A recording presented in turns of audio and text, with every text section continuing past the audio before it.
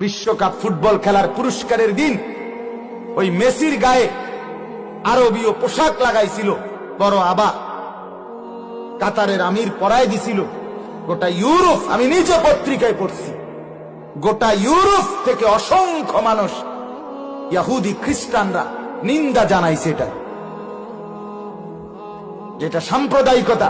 বিশ্বকাপের মঞ্চকে, অসাম্প্রদায়িক মঞ্চকে সাম্প্রদায়িকতার রং দিছে।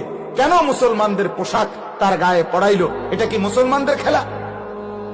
অর্থাৎ 5টা মিনিটের জন্য বেঈমান মুসলমানের এই পোশাকটা একটু গায়ে দিছে, এটা মেনে নেয় নাই, প্রতিবাদ করছে।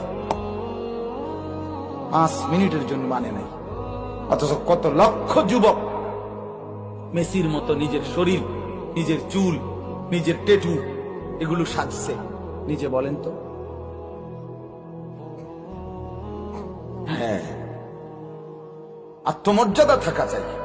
আলহামদুলিল্লাহ, আমরা আলেম, আমরা মাদ্রাসায় পড়ুয়া, আমরা তালিবে ইলম, আমরা বুঝি না।